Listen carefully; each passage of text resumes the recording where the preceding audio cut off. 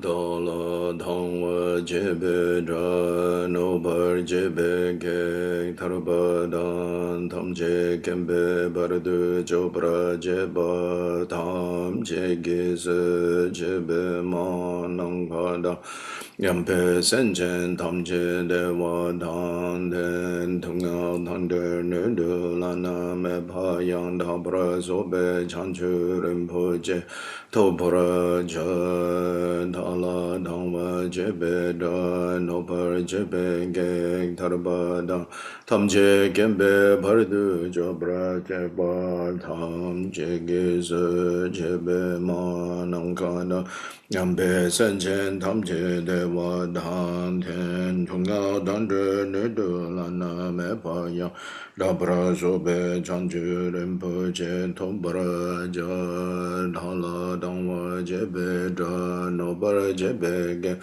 Tarbadang Tam Je Gembe Bardu Jobra Jeba Tam Je Giz Jebe Ma Nangkadang Nyampe Senchen Tam Je Dewa Dan Den Tunga Dander Nudu Lana Mepa Yang Dabra Sobe Chanju Rinpoche Topra Jan Dala Dhamma Jebe Da Nopara Jebe Ge Taraba Dan Tam Je Gembe Bardu Jobra Jeba Tam Je Giz Jebe Ma Nangka Dan Nyampe Senchen Tam Je Dewa Dan De Tunga Dandre Nudu Lana Mepa Yang Dabra Sobe Chanju Rinpoche Topara Ja De Je De Sama Ge Ge Bardu Lunga Yesum Gewa Lagu Mashi Bardu Lunga Yesum Gewa Lagu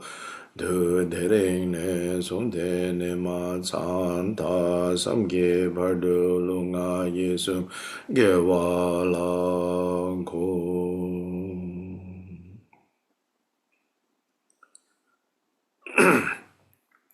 Now to the bottom of page 5 in the opening and dedication text. Sangye Judan Soge Jonam La Changchu Bardu Dani Kyamsu Je Dage Jinsu Gebe Sonang Ke Drola Pencher Sangye Drupara Shu Sangye Judan Soge Jonam La Changchu Bardu Dani Kyamsu Je Dage Jinsu Gebe Sonang Ke Drola Pencher Sangye Drupara Shu Sangye Judan Soge Jonam La Changchu Bardu Dani Kyapsu Je Dage Jinsu Gebe Sonang Ke Drola Pencher Sangye Drupara Shu Manang Kadang Nyampe Senchen Tamje Dewa Dang Dewe Gyunan Dambara Gyurje Dunga Dang Dungyao Gi Gyudan Dewa Gyurje Dunga Mepe Dewa Dame Dewa Gyurje Nering Chada Nidan Dewe Danyang La Nebra Gyurje Manang Kadang Nyampe Senchen Tamje Dewa Dang Dewe Gyunan Dambara Gyurje Dunga Dang Dunya Gi Gyudan Dewa Gyurje Dunga Mepe Dewa Dame Dewa Gyurje Nering Chada Nidan Dewe Danyong La Nebra Gyurje Manang Kada Nyampe Senchen Tamje Dewa Dang Dewe Gyudan Dambra Gyurje Dunga Dang Dunya Gi Gyudan Dewa Gyurje Dunga Mepe Dewa Dame Dewa Gyurje Nering Chada Nidan Dewe Danyong La Nebra Gyurje Manang Kada Nyampe Senchen Tamje Dewa Dang Dewe Gyudan Dambara Gyurje Dunga Dan Dunya Gi Gyudan Dewa Gyurje Dunga Mepe Dewa Dame Dewa Gyurje Neren Chada Nidan Dewe Danyong La Nebra Gyurje. So these four immeasurable minds, immeasurable loving kindness, immeasurable compassion, immeasurable joy, and immeasurable equanimity. Sometimes in some interpretations, these are considered to be worldly states. And in fact, yes, in many sutras, these are described to be qualities of mind that if one cultivates them, if one has them, you will be reborn in the next life in the form realm. And so we have the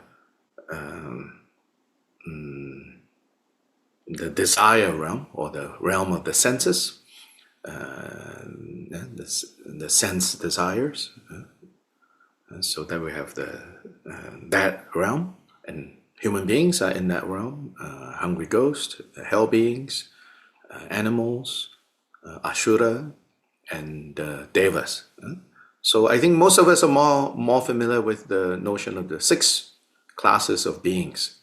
Some we call 6 realms of existence, or the 6 classes of beings. So actually the 6 classes of beings covers the desire realm. Of course, then within what we call the gods of the 6 classes of beings, there are gods of the desire realm. Right? And then above the gods of the desire realm, there is the what's known as the Rupya Loka, and the realm of forms. These are where beings called Brahmas. In Hinduism, Brahma is just one deity. He's often considered to be the one who created this world, Brahma. But the Buddha described Brahma not as a single being, but that it's an entire class of beings called Brahmas. And in this Brahma realm, it is said that they are further divided into 4 levels. So at the first level, those who have cultivated sufficient amount of loving kindness, in the next life they'll be born in that realm, and then compassion and joy and equanimity. And so in many sources, these 4 immeasurables are described as part of the worldly realm. And particularly, I would say, like in Theravada tradition, these are also often considered more explicitly as worldly states. Good states, but nonetheless worldly. So how does Jigten Sumgen explain this? He actually says the 4 immeasurables actually are the very essence of being Buddhas. So then what's the difference? How come in many sutras, Buddha says that the realm of the form, where the Brahmas abide. So sometimes these 4 states are also called the Brahma dwellings, Brahma viharas. And the name, this name is more known in the Pali sources. They are called the 4 dwellings, states of dwelling, where states where the Brahmas dwell in. And so here, Gyalpa Jigten Sumgen would say, actually, yes, if you cultivate these 4 in the normal way, then they lead to rebirth in the Brahma realms, in the realm of forms, pure forms. But if you cultivate these 4 immeasurables with bodhicitta, covered by bodhicitta, embraced by bodhicitta, then these are actually the very nature of being Buddha. In the same way, elsewhere, so beyond the realm of form, there is also the formless realm. And the formless realm is 4, again, divided into 4 parts. And the formless realm, the Arupya Loka, are even more refined and exalted states of existence within cyclic existence. And they're characterized by very profound and subtle states of mind. And it said that when Buddha was training with these great teachers, ascetics, in his own time, he was able to achieve the states of mind that would have led him to rebirth in the formless realm if he had died having only achieved those states. And so those states are sometimes called the jhana states or the dhyana states, very powerful states of mind that would then lead to rebirth in the formless realms. So again, generally, it is said that these are worldly states, worldly dharmas, very sublime, but worldly dharma, worldly states. Again, Kyopa Rinpoche says, yes, if you cultivate them without the embrace of bodhicitta, without the power of bodhicitta, then at best they lead to these formless realm and the four states of the formless realm. But if you cultivate them with bodhicitta, then these dhyanas become the skills that are necessary for a Buddha to powerfully, effectively help other sentient beings. So that the achievement of the dhyanas becomes something that is necessary for Buddhas to make a stronger impact, a stronger, more effective influence and benefit to beings. So overall, you can see how Gyopa Rinpoche explains the power of bodhicitta, that when bodhicitta embraces all these so-called worldly states, or not so-called, but what otherwise would be worldly states, good states, the four immeasurable minds, the four dhyanas. But if they are not embraced by bodhicitta, then at best they lead to higher states of existence, but within cyclic existence. And so within the realm of the senses, the realm that we are in, there are also, you could say, good states of mind that can lead to the Devaloka, rebirth in the six levels of the God realm of our realm of the senses.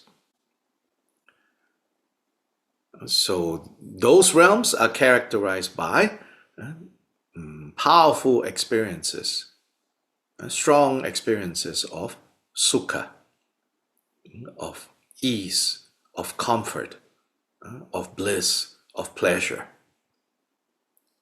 And so the way the Devalokas are described, meaning the gods of the desire realm, is said that they only, some of them, they only have to touch something that they desire, and they can experience satisfaction in the same way that we need more than just touching.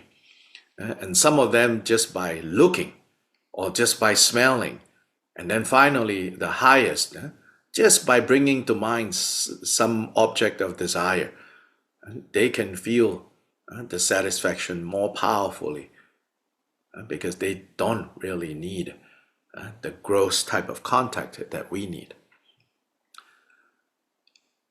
So again, this kind of power of the mind to experience satisfaction, if cultivated without bodhicitta, at best they become,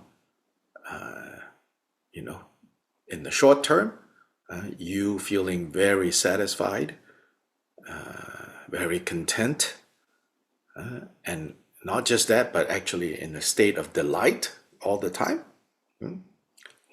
like these gods. But not only if you if this kind of practice is not embraced by bodhicitta. So, for example, like in the Shavasti meditation, the first four steps of that leads to finally, calming, pacifying bodily fabrications, and then the arising in the next four stages, where the sensations turn into piti, rapture, and rapture stabilize into sukha. Then mental fabrications are pacified, or experienced and then pacified. And so if we practice those actually without the embrace of bodhicitta, then at best, in the short term, it can lead to body and mind feeling really good, really at ease. And in fact, maybe even rapture, maybe. But then, if it is not embraced by bodhicitta, and remember, bodhicitta has the love and compassion side, have the wisdom side, not just altruistic side. So when not embraced by bodhicitta, then at best, this life proceeds very comfortably. You feel easily, you can feel contentment, bliss, pleasure. The next life you may be born in one of these God realms, but then when the karma of being born in these realms are exhausted, we fall. But when we fall with a lot of grasping at this thing that we have lost. Likewise in the form realm, likewise in the desire realm, likewise in the formless realm. You feel even a stronger loss. You fall from such a high state of existence.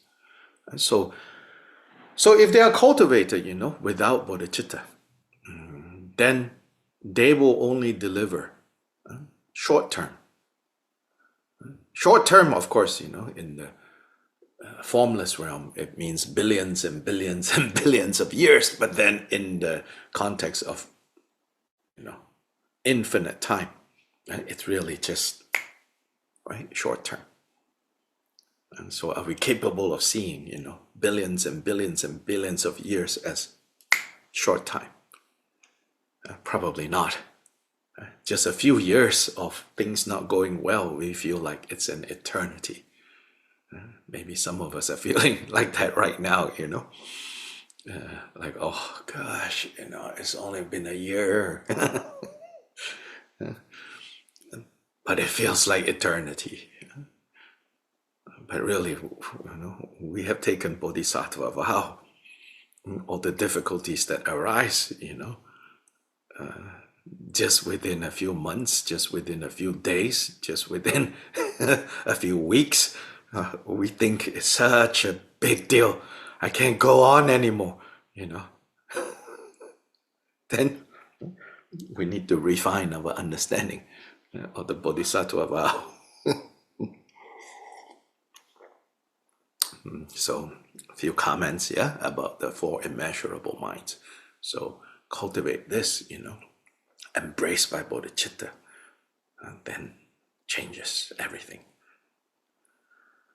The relative side of bodhicitta is, boundless love and compassion. The ultimate side of bodhicitta is realization of emptiness of all phenomena, both self and phenomena. To relate to everything from the perspective of that realization.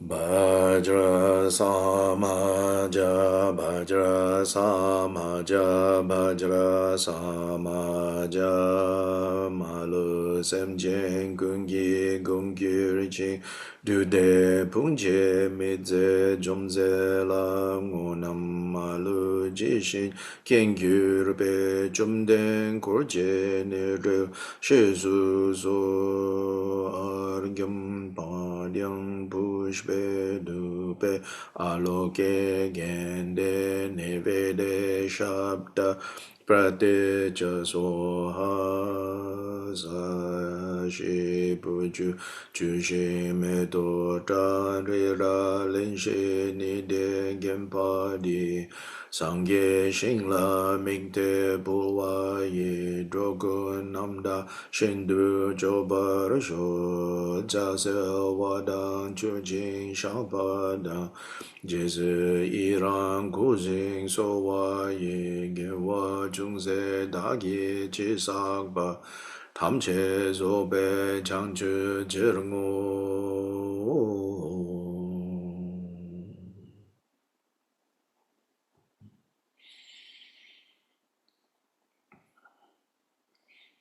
Now let's go to our Mahamudra manual. I want to remind everyone again, please look out for an announcement sometime this weekend to download the latest edition version of this Mahamudra manual. There are some corrections, some refinement. There's not that there's anything wrong, but further polishing. And also I'm including some appendices. So for example, normally in later versions of this Mahamudra manual, they provide some of the recitations that are needed, that are mentioned in passing in this manual. So I'm going to insert them as in the appendix in the next edition of this text. Yeah? So be sure that you are part of that WhatsApp group called Fivefold Mahamudra. Then I will send a message there for the link to download this text.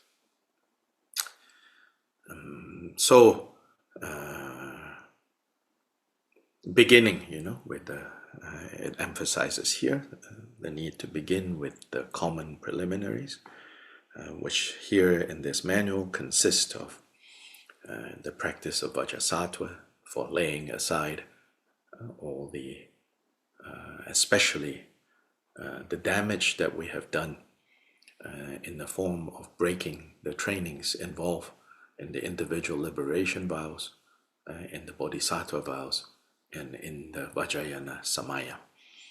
Particularly for Kyopa Jigten Sumgen, all three levels of vows can be understood very simply, in a very practical way, by looking at how we are relating to the 10 non-virtues. I talked about this yesterday.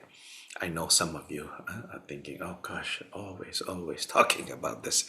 But really, this is such a, many years ago I thought, this is just kind of boring. And I'm sure some of you are feeling that way. Don't worry, you will evolve. Where you begin to understand, oh wow, this rather, simplistic way of putting it is actually truly profound. And also, that there's also a tendency to relate to this emphasis on the 10 non-virtues and 10 virtues in a moralistic way. That you feel like a kind of superiority complex, but it's really not about that. It's anyway. So there, Kyoba Rinpoche emphasizes, one way to really, in a very practical way, in a very meaningful way, when we talk about the three vows, it's to basically look at the issue of 10 non-virtues, 10 virtues, and the different levels of cultivating this and the abandoning of the 10 non-virtues and engagement in the 10 virtues. So we practice the meditation of Vajrasattva to put aside the damage that we have done in terms of the 3 levels of vows. Then offering mandala to accumulate the accumulations, and that with these accumulations, then we have, the resources needed, the conditions needed, the continued conditions needed to successfully practice the Fivefold Mahamudra. There are many, many deeper levels of understanding the Fivefold Mahamudra. So our practice, our introduction to the system of the Fivefold Mahamudra, that I really appreciate that we're able to gather daily, Monday to Friday, to do this. Eventually, this manual we will complete, but that is far from saying, that you have completed your Fivefold Mahamudra. This is just a very detailed introduction. Most of the time, right? Other conditions and centers, probably as a Fivefold Mahamudra program spread out in 6 years, meeting once a week, and then from time to time on weekends. And of course, most of the time, that's all that is possible for most of us. But so you should, really recognize how fortunate we are. And really, I feel how fortunate I am that we have this, I call it the heart gym, the gym for the heart. And I feel very fortunate, that we're able to gather so that our mutual presence, you hold me accountable, I hold you accountable. Just like to go to the gym, you need a gym partner, or you hire a personal trainer, so you need this, we need this, right? So after we go one round, and during this one round, from other parts of Kyoba Rinpoche's collected teachings, there are deeper, kind of deeper ways of connecting to the Fivefold Mahamudra. That is just, there's a lot. Also, what I will share in the WhatsApp chat group is this PDF of Kyabje Nupa Rinpoche's short teaching. It's a booklet that was published during the Damngazu transmission last year in Nepal. And they distributed this wonderful book of a collection of Kyabje Nupa Rinpoche, one of the most senior Dugong Lamas, mostly in Nepal. He published a set of his disciples, gathered a set of these teachings and translated them into English. Really helpful. And you can also see how Rinpoche alludes to the idea that some monks, some monastics, they feel, this is very profound. It's not suitable for those who are not full-time, fully dedicated practitioners. But Rinpoche dispels that. He says, this is wrong view. This is mostly culture, Of course, compared to those who have dedicated their lives to, we have a lot of improvements that we can make, no doubt. So not to be arrogant, like, I can also do what they can do. We're not saying that, but we are saying, as Kenjen Gonjo Gyaltsen Rinpoche said, the Dharma is everyone's responsibility, the way he puts it. As in, not responsibility in the sense of like, some higher power has given you this responsibility. Responsibility in the sense that you are responsible for your own situation.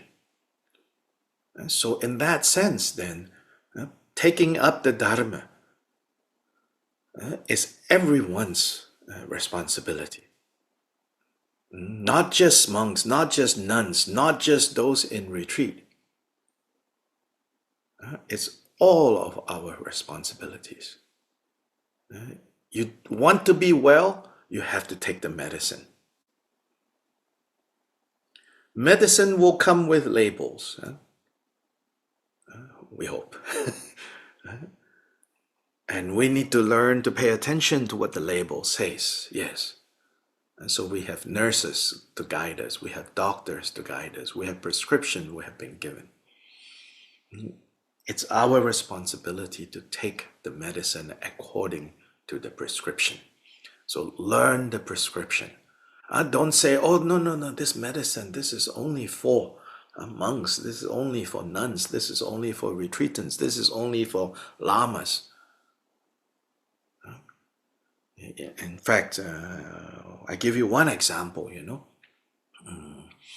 In the Tibetan tradition, often it is said, and also in Chinese tradition somehow, it is said that the matters related to the Vinaya, specifically monastic Vinaya,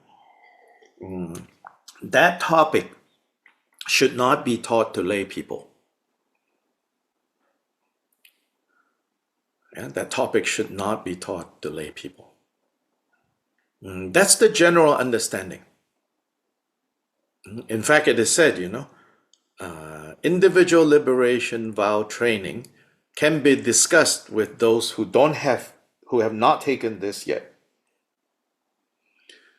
And bodhisattva vow, bodhisattva vow can be discussed with those who have not taken the vow. But individual liberation vows should not be discussed to those who have not taken them. The basic rationale behind that is you don't want to scare them away. Because on their immediate surface, your response, everyone's response is like, not possible, I cannot keep this. And then you may run away. But then over time, within the cultures that emphasize this, it has become almost like a fear factor. That they think, oh, if I go and listen to this, very bad things will happen to me. There are stories like that, like being told, like very bad things would happen, So that's the general understanding. And you can find sutras and, that will tell stories of how dangerous it is, to listen to this when you have not taken the vows. But Kyoba Rinpoche, again, his view about the individual liberation vows, he says that's the basis of all vows. This topic, this level of training is for everyone. Yes, there are degrees of them. As I say, do you have the money to buy full coverage insurance? Or do you feel like you only have enough money right now to buy basic insurance? We in the US, for drivers, we call it the collision, meaning if you run your car into someone else's car, the least insurance you need to have is the insurance that will pay for the damage you have caused the other person. So that's like the 5 precepts. It's called the collision level of vows. It's the minimal level of protection. Then within that, there are layers and layers. So anyway, what I wanted to share is that so this recently, about less than a year, 6 months ago, in the big transmission that His Holiness gave in India before he finally then went into retreat. At that gathering every morning, Khenchen Koncho Gyaltsen Rinpoche was teaching a text from Kyoba Jigdinsamgun about the importance of the individual liberation vows, about the Vinaya. Not like going over every rule of the monastic Vinaya, but touching on the monastic Vinaya. And so at the first few teachings in the morning, only those who have taken monks and nuns' vows turn up. But leading up to that, I was already in Rinpoche's room the few days before that, and Rinpoche said, yes, I'm going to be teaching this text, and he said, everybody should come. Then he repeated again in the mornings, he said that everybody should come, because there's such a cultural taboo. Then slowly, some other people started to turn up, and slowly, lay people, they dared to turn up, And there Rinpoche really emphasized, he says, yes, of course, the ins and outs of the monks' vows may be not necessary, not good for those who don't have the vows to go become, kind of look at it. Because then the other thing is, when you look at it, then you suddenly become very judgmental, As in, you walk around looking at this monk or looking at that nun, and you think, they're not following, they're not following. So that's also very negative. However, the overall point, as Rinpoche says, he says, now I understand Kyoba Rinpoche's, Kenchen Rinpoche, he said, before I also thought, oh yes, no. He said, according to the general view, he said, I also thought that, I should not talk about this to people who don't have the vows. And he said, but now, now I really understand Kyoba Rinpoche's point, don't scare people away, but inspire them to see the value in these vows, and also the value in these practices. So overall, in Drigung Kagyu, we don't use scare tactics so much. I have friends now who come from other backgrounds who have started to join me at these big transmissions, and and they have observed, they say, oh, this is very different, like our lamas tend to say, oh, if you don't have this transmission, you cannot do this, you cannot do that, you cannot do this, you cannot do that, But in Drigung, seems like you guys are kind of different. Yeah, I think it is, we're different, especially if you pay more attention to how Kyoba Rinpoche puts it. For sure, there are teachings in Kyoba Rinpoche's collection where it says, this has a seal of secrecy. You are not to discuss this. It even says, if you discuss it upwards to those whom you consider superior to you, there is a fault. If you discuss this downwards, there is a fault. There are some things like that, for sure, yes.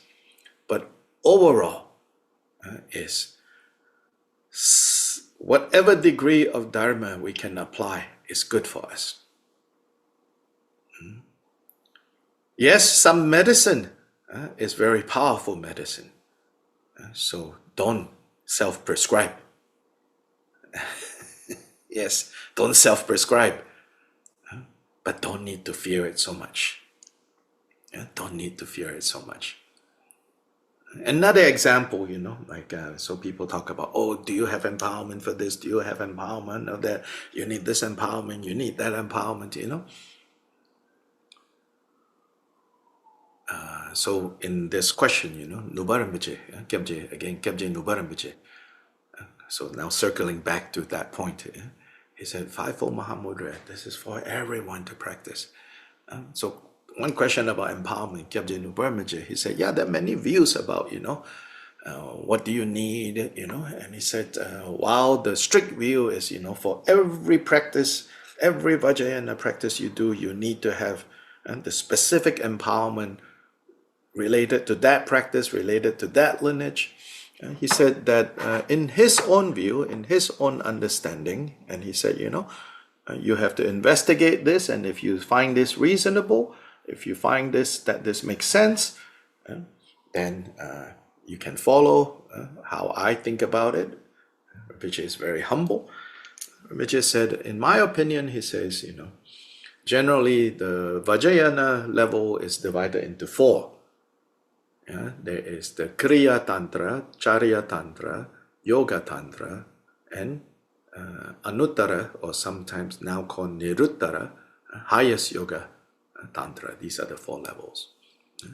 Rinpoche says he feels that if you have received one Kriya Tantra empowerment, that is the key, that is already the gate, the door that you need to practice all the practices under the Kriya Tantra level.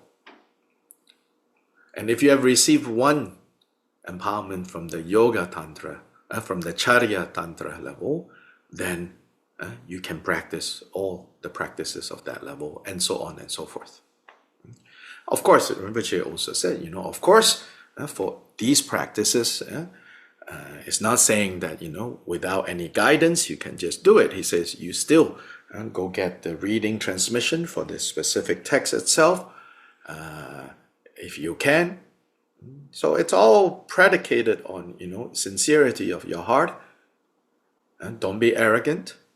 Seek guidance, seek help. Then within the context of what's possible, do. Don't fear. Do. Sincerity, humility, seek guidance, do the practice.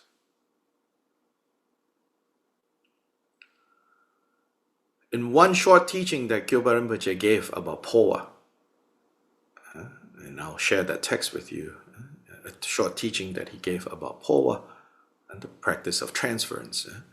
He even says, and when you are helping someone who is dying, or who has recently passed, or someone who is very sick and very clear that they are dying, he says, even if they have not received empowerment, even if they have not received the transmission, you can help them with this Poa.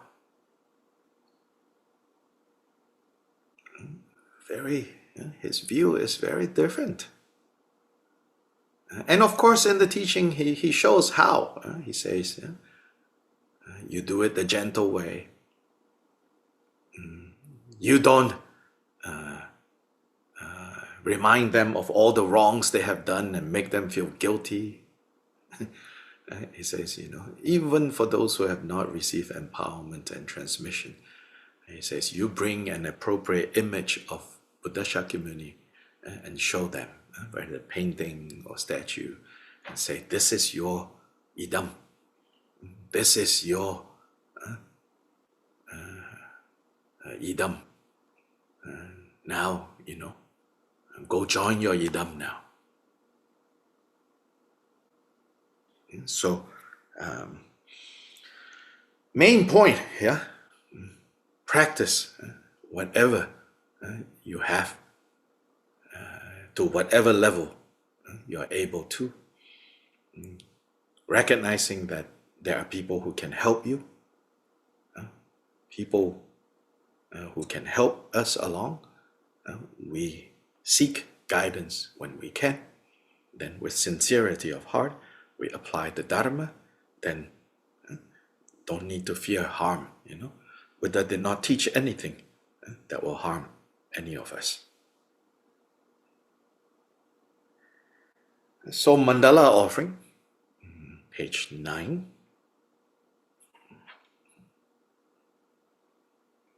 So again, beginning with the accomplishment mandala, setting the accomplishment mandala. Moisten your mandala grains.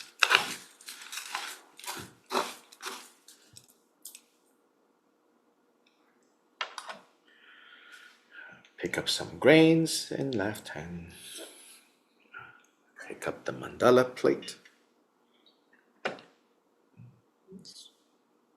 Put some saffron water onto the mandala plate.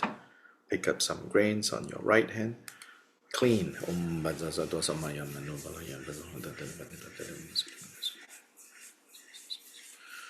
Charam charam guru hong ha ha hong bhagavan samantana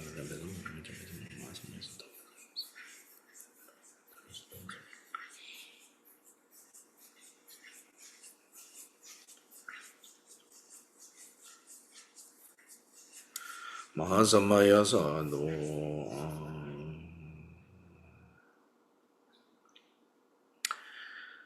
As our text here says, just as the mandala is free from dust, think that the karmic, emotive, and cognitive obscurations of all beings are cleared. Om Bandra Bhumi Ahom. This is the mantra for stabilizing the ground. Think of this ground as our minds, our hearts, and becoming stable and capable of supporting the root guru. Root guru now. This is the inner meaning, the secret meaning, you can say. The outer appearance is just piles of grains on a small plate. The inner is the visualization of the root guru in the space in front.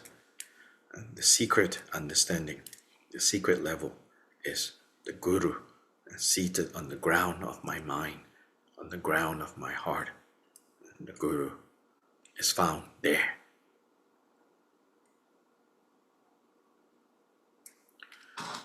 In front of the guru, another heap.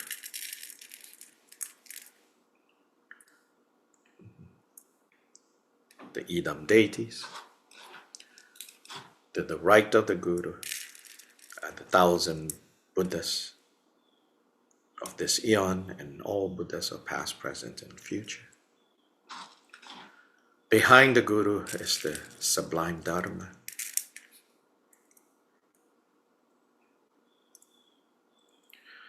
To the right of the guru is the noble Sangha.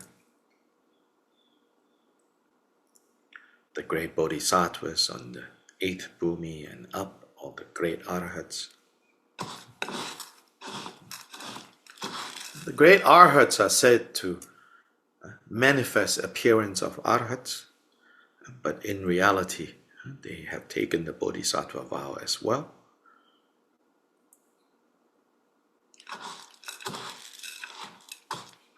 Then in this, in between sun, moon, oh sorry, no sun and moon. This is the accomplishment. In between are all the Dharmapalas, Dakinis, Dakas, Viras. So now the accomplishment mandala is established. Feel the presence of the objects of offering, the objects of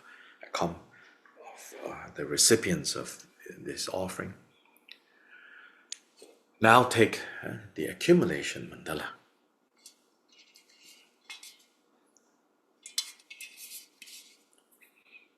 Then again, sprinkle saffron water on top of the accumulation mandala. Pick up some grains on the right hand and clean.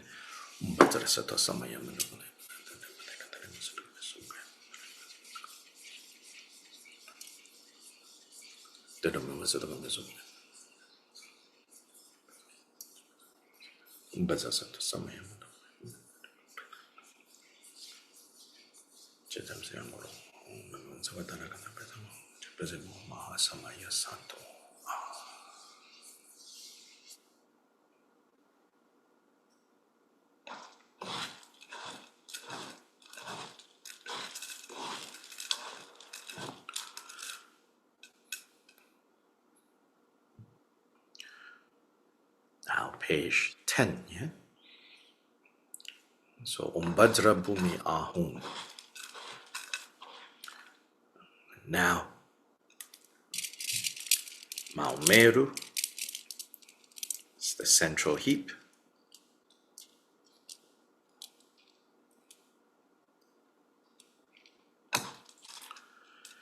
In front is Purva Videha.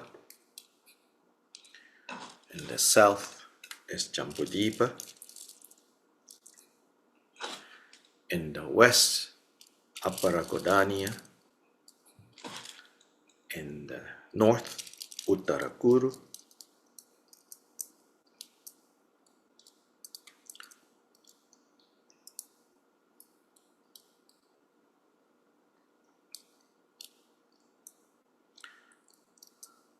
It's said that beings who live in Uttarakuru, the northern continent, live a very long life.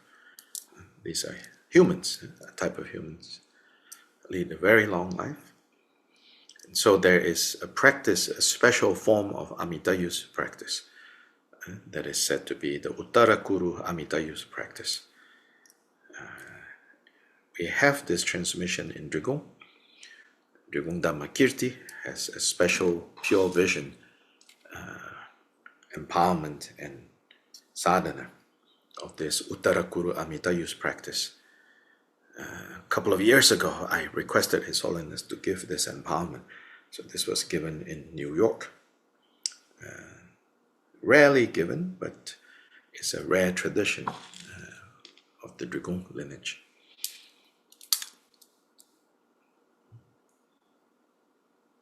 So on that occasion, during the Poa transmission in New York, instead of giving the usual Amitayu of the Siddharajni tradition, the more known one, the seated Amitayu, His Holiness gave this Uttarakuru Dominion empowerment in New York. People who realized what was going on was very surprised that this special Amitayu was given. In this form, Amitayu is standing. Anyway, then sun, moon,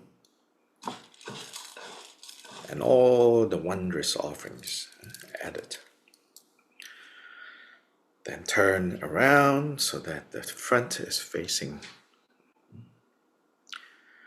This ground sprinkled with scented waters and strewn with flowers, adorned with the supreme mountain, four continents, sun and moon I hold in mind.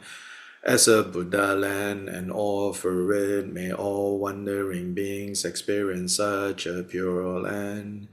To you, sublime gurus, I offer my body, possessions, and roots of virtue as an offering.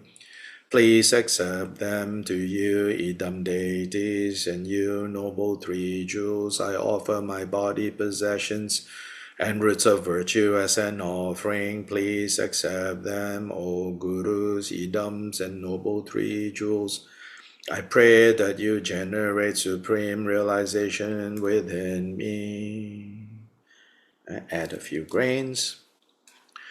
This ground sprinkled with scented waters and strewn with flowers, adorned with the supreme mountain, four continents, sun and moon I hold in mind as a Buddha land and offer it. May all wandering beings experience such a pure land. To you, sublime gurus, I offer my body, possessions, and roots of virtue as an offering. Please accept them. To you, idam deities, and you, noble three jewels, I offer my body, possessions, and roots of virtue as an offering. Please accept them, O gurus, idams, and noble three jewels. I pray that you generate supreme realization within me. This ground sprinkled with scented waters and strewn with flowers, adorned with the supreme mountain, four continents, sun and moon, I hold in mind as a Buddha land and offer it. May all wandering beings experience such a pure land. To you, sublime gurus, I offer my body, possessions, and roots of virtue as an offering. Please accept them. To you, idam deities, and you, noble three jewels, I offer my body, possessions, and roots of virtue as an offering. Please accept them. O gurus, idams, and noble three jewels, I pray that you generate supreme realization within me. This ground sprinkled with scented waters and strewn with flowers, adorned with the supreme mountain, Four continents, sun and moon, I hold in mind as a Buddha land and offer it. May all wandering beings experience such a pure land. To you, sublime gurus, I offer my body, possessions and roots of virtue as an offering. Please accept them. To you, idam deities, and you, noble three jewels, I offer my body, possessions and roots of virtue. As an offering, please accept them, O Gurus, Idams, and Noble Three Jewels. I pray that you generate supreme realization within me. This ground sprinkled with scented waters and strewn with flowers, adorned with the supreme mountain, four continents, sun and moon, I hold in mind as a Buddha land and offer it. May all wandering beings experience such a pure land. To you, sublime gurus, I offer my body, possessions, and roots of virtue as an offering. Please accept them. To you, idam deities, and you, noble three jewels, I offer my body, possessions, and roots of virtue as an offering. Please accept them. O Gurus, Idams, and Noble Three Jewels, I pray that you generate supreme realization within me. This ground sprinkled with scented waters and strewn with flowers, adorned with the supreme mountain, four continents, sun and moon, I hold in mind as a Buddha land and offer it. May all wandering beings experience such a pure land. To you, sublime gurus, I offer my body, possessions, and roots of virtue as an offering. Please accept them. To you, idam deities, and you, noble three jewels, I offer my body, possessions, and roots of virtue as an offering. Please accept them. O Gurus, Idams, and Noble Three Jewels, I pray that you generate supreme realization within me.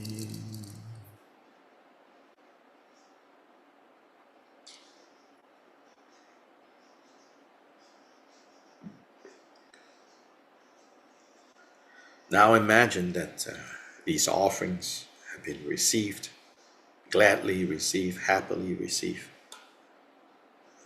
by the accomplishment mandala deities, and then they shower us with their blessings.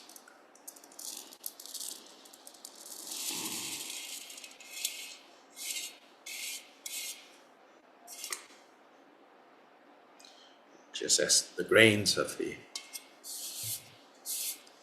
accomplishment, the accumulations mandala fall.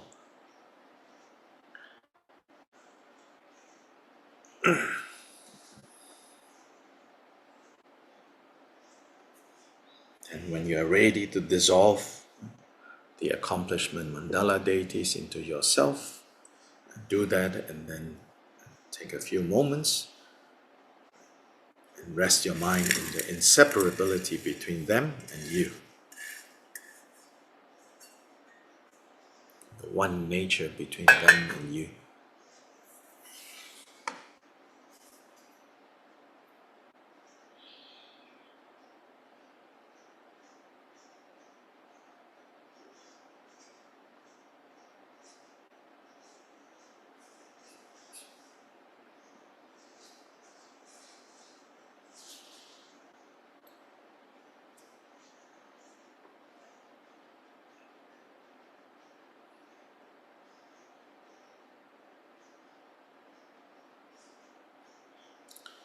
Then going from there,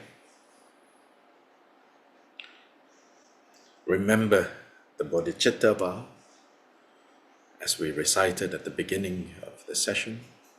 All mother sentient beings, limitless as the sky, especially those enemies who hate me, obstruct us, or harm me, and those who create obstacles on my path to liberation and all-knowingness. May they experience happiness and be free from suffering. I will quickly establish them in a state of the most perfect and precious Buddhahood. Thus, until I achieve Buddha, I engage in virtuous deeds with body, speech, and mind. Until death, I engage in virtuous deeds with with body, speech, and mind.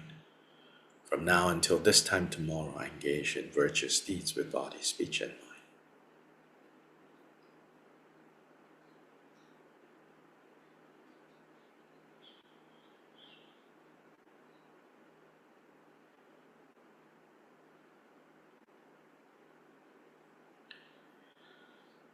Then turn to page 26 of the Mahamudra manual.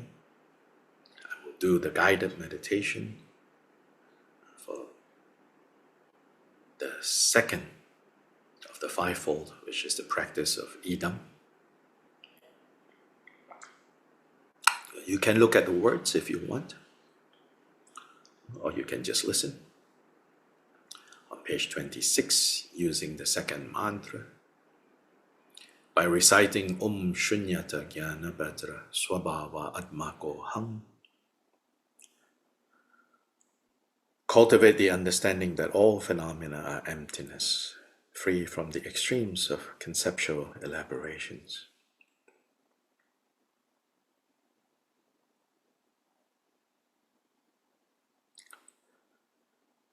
Within this state of emptiness,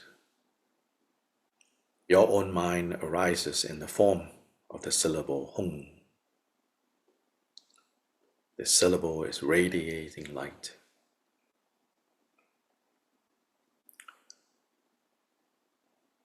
From this Hung emanates a Yam syllable, which becomes a mandala of wind, green in color, a half circle, gigantic, filling the universe, big as the universe. As I pointed out yesterday, when you really try to keep your visualization as big as the universe, whatever that means in your mind, then that leaves no space to think about whether it's facing this way, facing that way.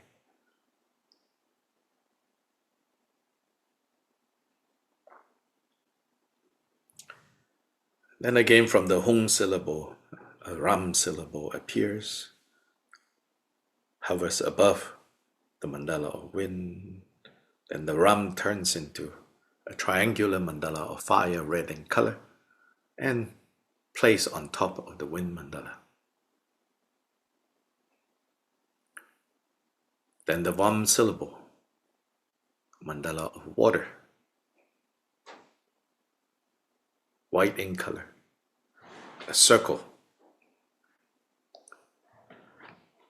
stacked on top of the fire mandala. Then Lam emerges from the Hung, earth mandala, yellow in color, square. And on top of that arises Sumeru from the syllable Sum.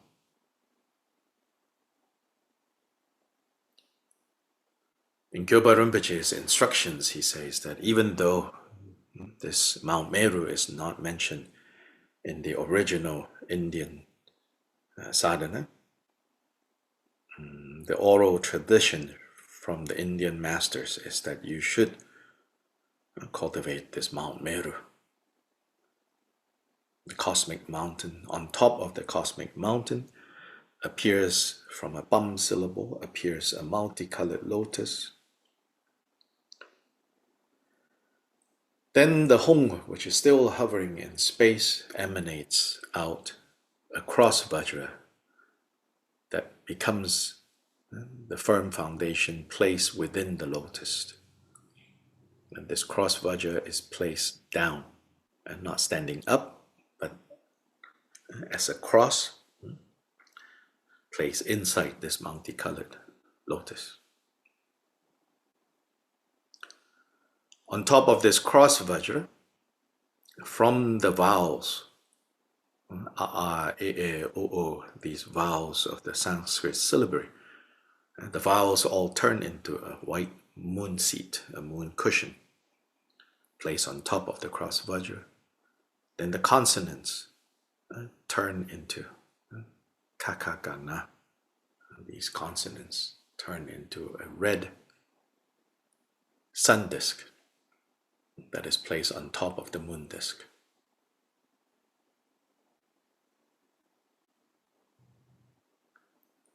The moon pacifies all sufferings, and the sun ripens all qualities.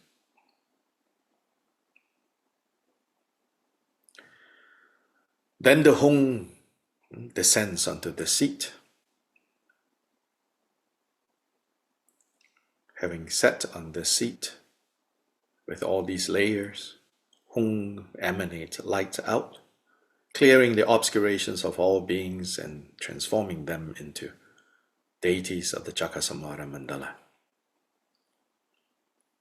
Then the lights all come back into the Hung and melts into bodhicitta, and this bodhicitta, and remembering our own bodhicitta, wow, think that this bodhicitta mind has now transformed into, in one instant, the deity Chakkasamvara.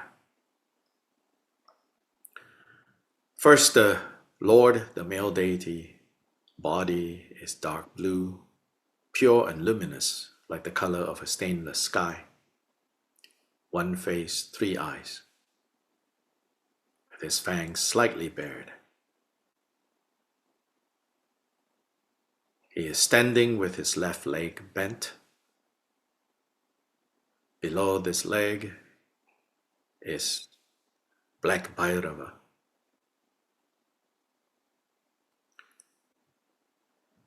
This leg is pressing down on Bhairava's left ear. Bhairava is facing downwards.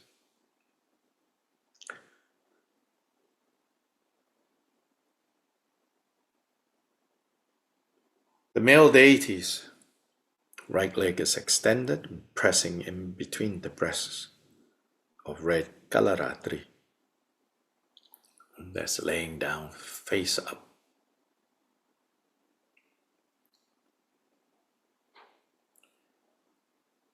Chakkasamvara is holding a vajra and bell in his 2 hands, embracing the consort, the Bhagavati Vajravarahi.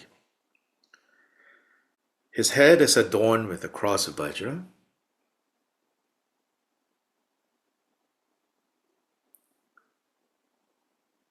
His hair, his matted hair, some of them is tied up into a top knot with silk ribbons. The very top is a wish-fulfilling jewel. To the left side, there is a moon. And to the right side, there is a cross vajra.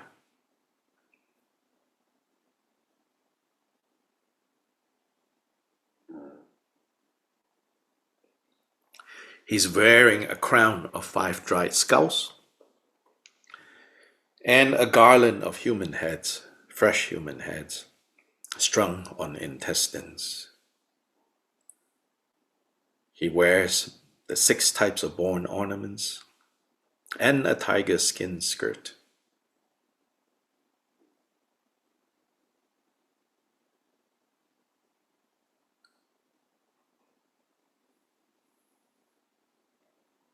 And he displays the 9 sentiments, the 9 emotions of attractive or amorous, heroic, repulsive, laughter, wrathful, terrifying, compassionate, majestic, and pacifying.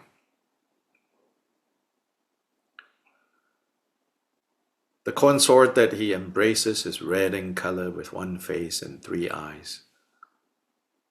In her case, her fangs are fully bared. Her hair is loose. She wears also a crown of 5 dried skulls. And the garland that she wears is 50 dry skulls. And likewise, she wears bone ornaments. But her bone ornaments are decorated with small bells that make tinkling sounds. Her right hand holds a curved knife with a 5-pronged vajra, and her left holds a skull cup filled with blood which is the blood of confusion that feeds all life in samsara. And she offers this blood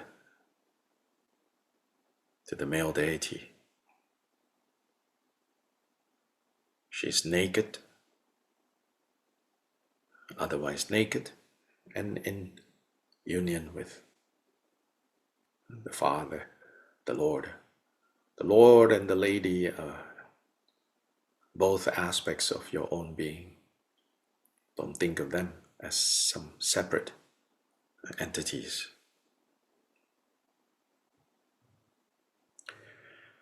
Within the heart of the Lord is the Hong, the seed syllable.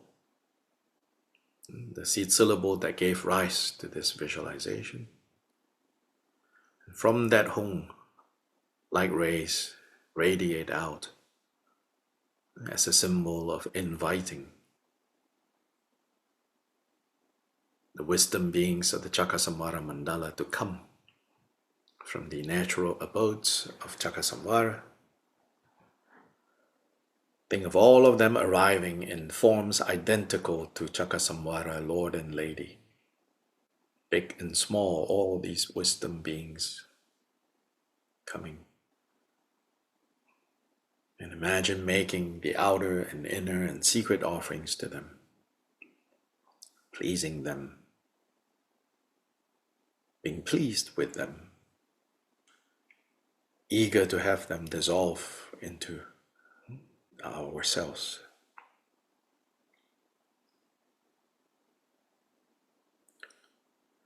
Then reciting the mantra, the seed syllable, together with the mudra, Ja, Hong, Bam, Ho.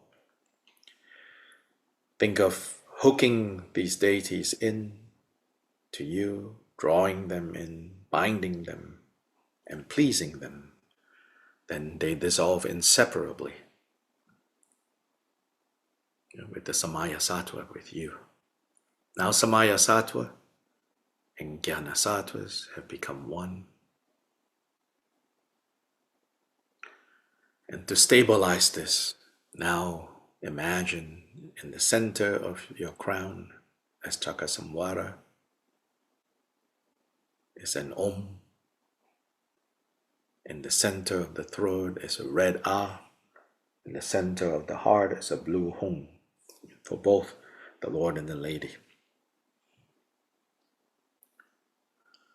And we can stabilize this by reciting the essence of all mantras, the 3-syllable mantra of Ah, Hong.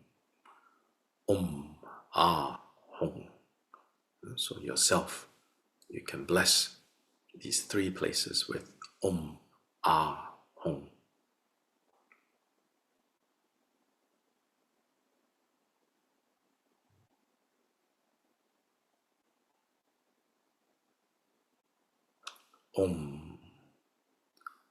Ah, Hong.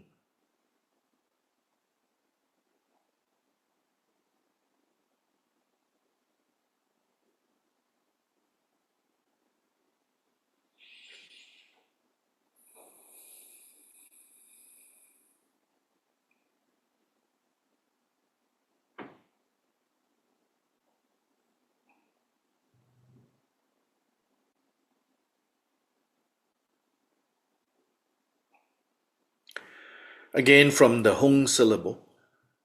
So this is the first Hong, in case you are noticing that there are the original Hong that gave rise to this whole visualization, the essence of your mind.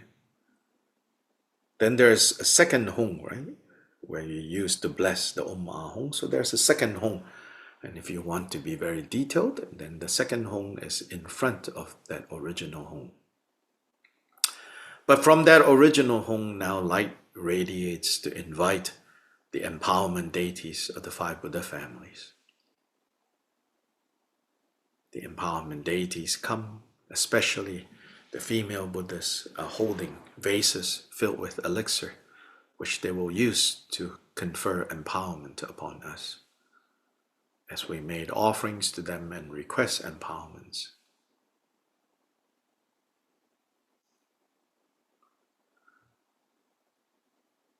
requesting them by saying, may all you Tathagatas bestow the empowerment.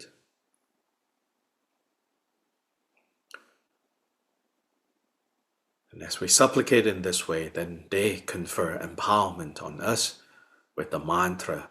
And the Buddhas are saying the mantra of Om Sarva Tathagata Abhishekata Samaye Shri Ye Hung, as the female Buddhas are pouring the elixir into our body, entering through the opening at the top of our head. The elixir fills our entire body. I'm not quite sure how to help you with that.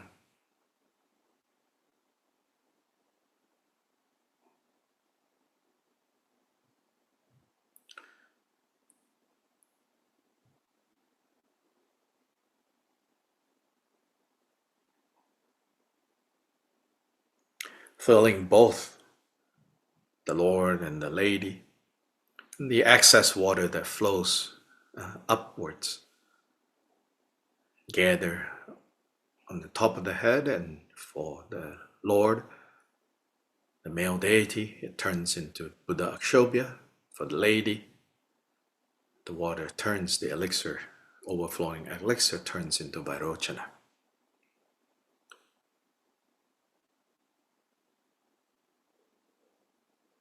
Co-emergent Chakkasamvara appears like a drawing in the sky, meaning that it appears yet without inherent existence,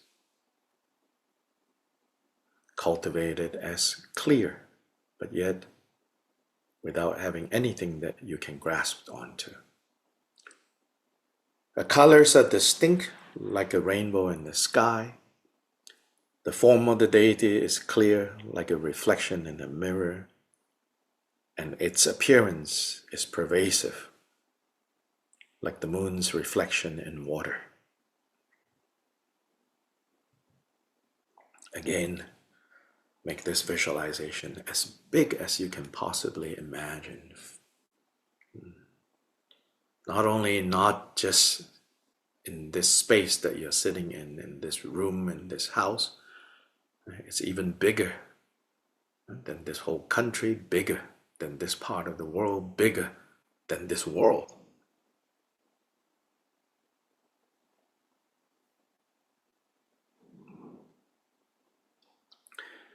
Single-mindedly cultivate this Idam deity in this way.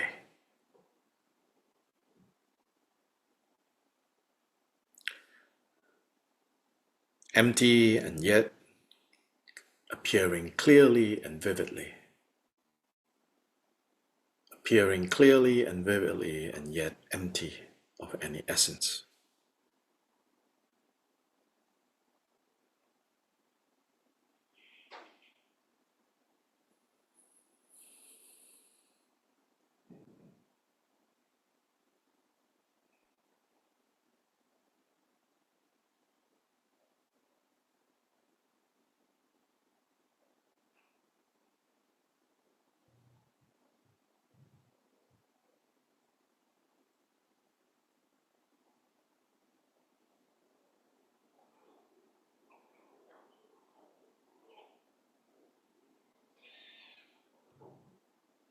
Remember the words of glorious Mahamudra that says that the purpose of cultivating the Idam deity is to abandon clinging to ordinariness. To abandon manifesting the samsaric identities that we have manifested from lifetime to lifetime, endlessly, dragging on, and instead to manifest the innate awakening that we are already, to manifest that Buddha with this specific form of co-emergent Chakkasamvara, the Lord and the Lady in union. The union of appearances and emptiness.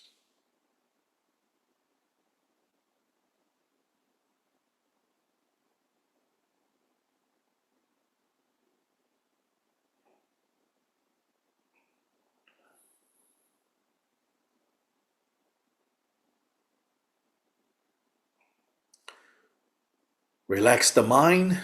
As you relax the mind, it's easier to see the details of this form, of this Buddha form.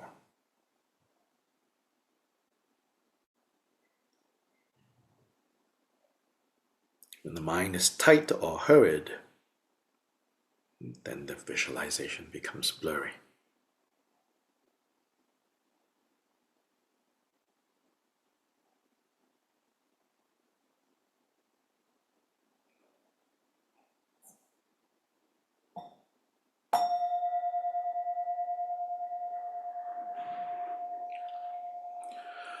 Om Vajra Sattva Samaya Manubalaya Bhaja Sattva Denobha Deda Dedo Membawa Sudokaya Membawa Subogayo Membawa Anurato Membawa Sawazide Membraya Jasawakama Sujame Chedam Sriya Guru Hong Ha ha ha ha ho Bhagavan Savadadangada Bajrama Memunja Bajribawa Mahasamaya Sado Om Vajra Sattva Samaya Manubalaya Baca Sattva Denobha Deda Dedo Membawa Sudokayo Membawa Subogayo Membawa Anurato Membawa Savazide Membraya Sawakama Sujame Chedam Sriya Guru Hong Ha ha ha ha ho Bhagavan Savadadangada Bajrama Memunja Bajribawa Mahasamaya Sado Om Bhadra Sattva Samaya Manubhalaya Bhaja Sattva Denobha Deda Deda Membawa Sudokaya Membawa Subokaya Membawa Anurato Membawa Savasida Membaya Jasawakama Sujame Chedam Sriyam Guru Hong Ha Ha Ha Ho Bhagavan Savatata Bhajama Memunja Bajribawa Mahasamaya Sato Om Ye Dharma Hetu Babawa Hetu Deganta Dagato Heya Vadata Deganza Ye Niroda Emamadi Mahashamana Yesoha Om Ye Dharma Hetu Babawa Hetu Deganta Dagato Heya Vadata Deganza Ye Niroda Emamadi Mahashamana Yesoha Om Ye Dharma Hetu Babawa Hetu Degan Tadagato Heya Vadata Deganza Ye Niroda Emamadi Mahashamana Yesoha.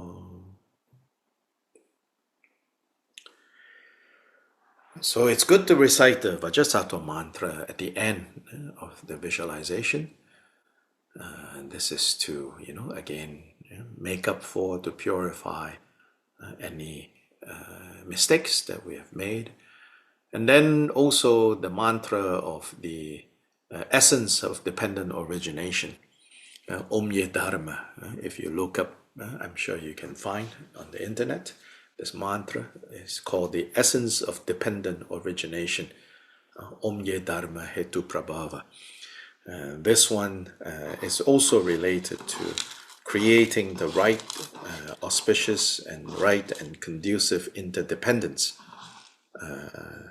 by uttering the words of the dependent origination, Om Ye Dharma. So it's a necessary Dharani mantra to memorize.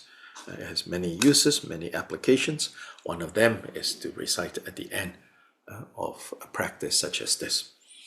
So no specific dissolution stage given here, because in theory, at least, you have to continue to the dissolution under the completion stage without characteristics, the meditation on natural state Mahamudra. So as we are learning this, as we are progressing along this entire manual, when we do only this part, then we can recite those two mantras and then just release and let go of the visualization. And in that way, just a very brief and simple dissolution of what has been created.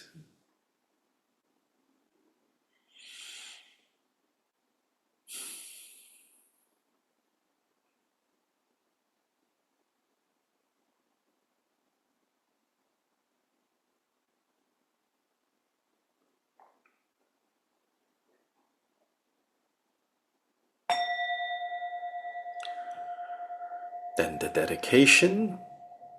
Chanju Sem Choren Poje Magye Banam Gye Gyuje Gye Ba Nyam Me Ba 오늘 공두 배워쇼. Page 31 of our dedication text, there is one dedication there that is actually used in this manual at the end. Very short, concise, but also very complete. It's Kyoba Rinpoche's own composition on how to dedicate merit on page 31, the one that says, by the virtues collected in the 3 times. Dadang Korde. So we'll say that together. By the virtues collected in the 3 times by me and the entirety of samsara and nirvana, may I and all sentient beings quickly attain the unsurpassed, perfect, complete, and precious Bodhi.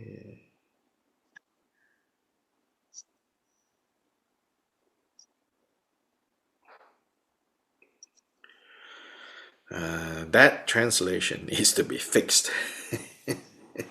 I will update that.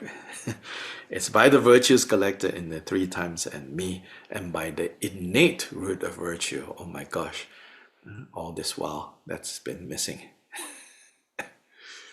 Dadang korde tamcheki tu sung tu sakpadang. That's the by the virtues collected in the 3 times by me. Yope gewetzawa di. And that is the innate root of virtue. The innate root of virtue is talking about our innate Buddha nature, to dedicate that as well. I don't know how such an important, it's gone missing.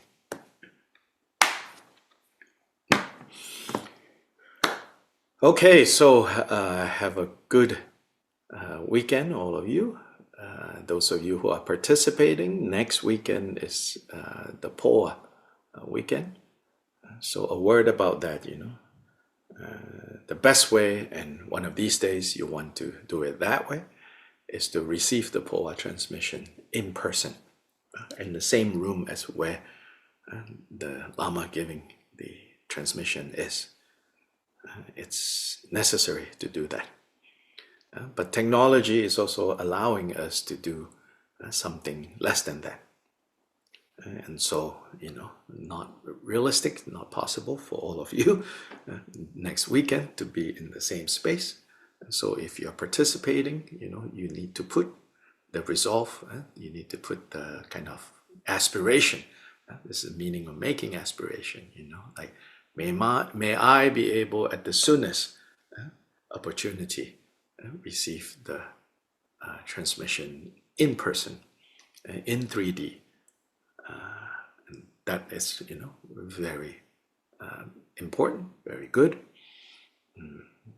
Then, again, to whatever degree that you are able to practice, to learn, with sincerity, with humility, it can only be beneficial. It won't be harmful. Buddha doesn't teach anything that can cause harm. But then, of course, if we are not sincere, if we are not humble, and if we have other, some kind of mixed up motivation, then that is like, taking medicine, not following instruction, or, taking medicine arrogantly, thinking that, oh, I know better than the teacher, than the doctor. And then, of course, problems may arise. But otherwise, nothing that the Buddha taught will harm. Yeah. So we need to have that understanding. Yeah. Okay. Bye-bye, everyone. Gracias, Rinpoche. Bye-bye. Thank you, Thank you, Rinpoche. Dr. Lai. Uh, Gracias.